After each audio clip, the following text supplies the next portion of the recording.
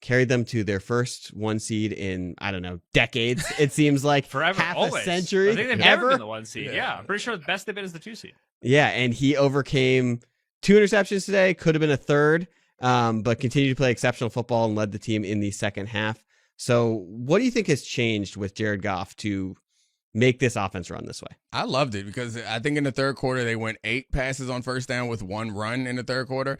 And the reason why I particularly loved it is it's something that I've seen them do a few times this season is when the game is on the line, they lean on they lean on Jared Goff.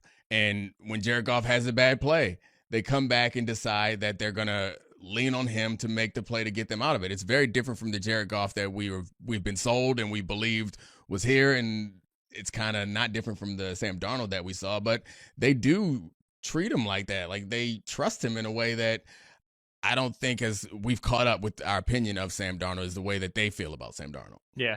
The Goff thing is he's I said playing. Darnold. I'm sorry. I meant Goff the whole time. No, it's whatever. They knew what I meant. Yeah. It's always hard to update your priors because all of our priors live in tweets, right? I have Lions fans once again retweeting my wide of the Lions draft Jameer gives it 12 take, right? We do it every single time he has a good game. It's hard to update your priors. Goff in 2021, when he first arrived to the Lions, was big question marks about this guy coming out of Los Angeles. He has now strung together enough starts that even when he began with the Lions, before Ben Johnson was the OC, Anthony Lynn was there, he was still a better guy than he was the first time around with the Rams, just because with experience, you start to learn what you can't get away with, right? You start to get a little bit of a better feel for game situations and not making some of those mistakes. So now you give a guy 3 years of confidence, the continuity, right? We don't see a lot of continuity on the offensive side of the ball in the NFL anymore. Everybody's moving jobs, right? He has had Ben Johnson, Dan Campbell in his ear for 3.5 years now, because Ben started taking over play calling halfway through 2021. That is a long time together. That level of experience and continuity just builds a degree of like faith. We can all do this together, yippee-ki-yay. But also like they've been down a lot of holes at this point, right? They've been in a lot of tight spots. They've gotten out of a lot of jams. So it's just an internal belief like, all right, we've done this before. We can do this again.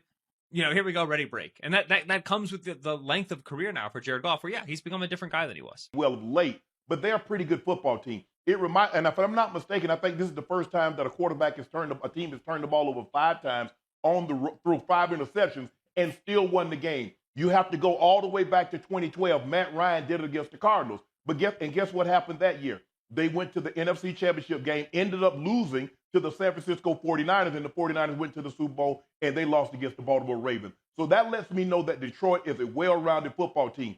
Stephen A., you mentioned that Dan Campbell was saying that we got to create turnovers.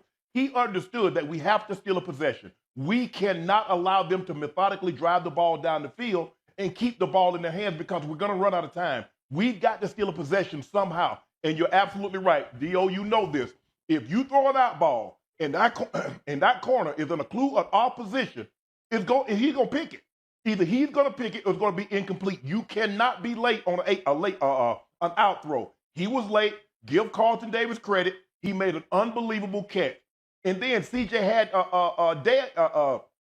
Tank Dale wide open. Dio, I don't know why he put so much air on it. He needed to throw that football more on the line. And when you get the ball down in the red zone, you better score touchdowns. Kicking field goals get you beat. That got the Houston Texans beat last night. But this confirmed what I thought to be true for a very long time. The Detroit Lions are a very rounded, well-coached football team.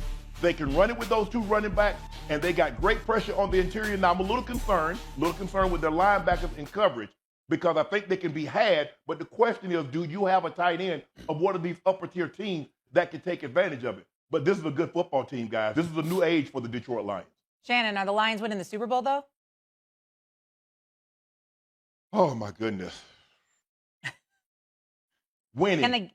Can they get there? Honestly, I don't believe they would be favored, guys. Stephen A. Dio, I do not believe they would be favored over Kansas City or the Baltimore Ravens. Well, so at this point in time, I'm going to say no. Before Dio chimes in, let me get on Shannon for a quick second here about something. When you sit up there and you start the answer to a question by saying, oh, my goodness, that is usually reserved for something ridiculous that came out of Dan Orlovsky's mouth. You understand what I'm saying? You don't react like that when it's a question that, damn, I got to think about that one. That's a real good question right now because the brother's making sense. I mean, the brother's making sense. That's what I did. So don't sit up there and give the same kind of answer you gave last week when Dio came out of his mouth and said something. And you said, oh, my goodness. I mean, it's different. You felt differently, man. But let me ask you a question. Let's just say something happens to one of their key players. Are we still? Now I'm locked in. Well, Shannon, you said they're going to win the Super Bowl. It already did. You take that back. With Hutchinson. You take that back. No. Because they went out and got someone that's I'm not saying he's at this juncture of his career, he's Hutchinson. Who are you going to go out and get to replace that one of those running backs? No. Who are you going to go out and get to replace Amon-Ra St. Brown? Who are you going to go get replace Jared Goff? Listen, well, you got dual threats at every damn position. So if one down, the other might be available to you, Shannon. That's number one. And number two, with Hutchinson down, Zadarius Smith ain't played yet. So I'm just looking at what they've been doing despite the adversity that they faced. Remember, Jameson Williams was out as well. Let's not forget that, too. I mean, they're finding ways to win football games. Okay.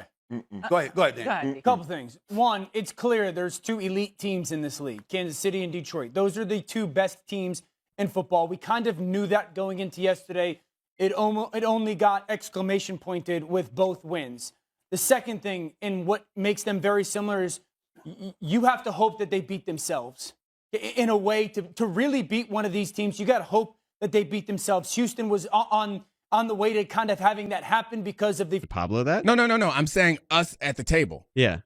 It was supposed to be a 4-person dinner. Only 3 of us are there. Pablo was 30 minutes late. Oh. And he texted. Pablo was the one who was 30 minutes late. Yeah. Oh, I think you're saying the fourth person was 30 minutes late. No. I was like, that's not really Pablo's fault. Pablo was 30 minutes late.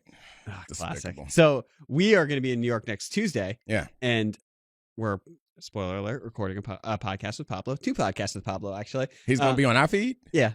That was the treatise to get use of his studio. Okay, but so I had booked a dinner reservation. Oh, dude, have we told the Pablo Miami story? I don't think we have. But this we'll tell it afterwards. It runs directly into this one as we're now an airing of.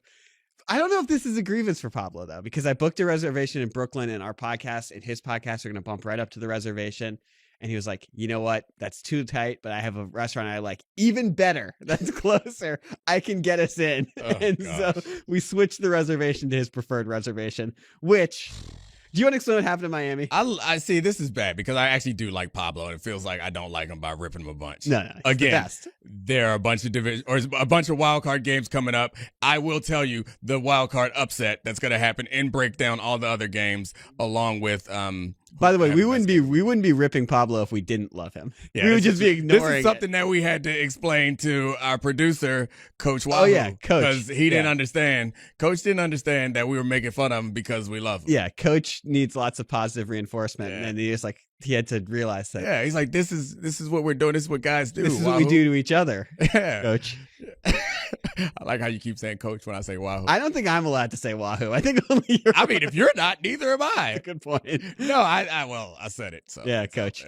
Anyway, so this is the Miami Pablo story. We went down there for a week of hosting the Dan Le Batard show in place of Dan Le Batard, and Pablo was recording something, and Charlie was like, all right, let's go to dinner after this. Actually, Pablo told me, let's go to dinner, book a reservation. Yes. And I knew there is a restaurant in Miami that has sous chefs from 11 Madison Park who started a 1 Michelin star Italian restaurant. And I knew in my head, I was like, this is where Pablo wants me to book the dinner.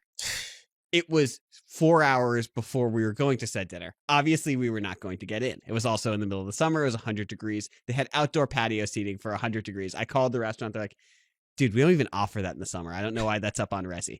So I booked a different restaurant, to which, go on.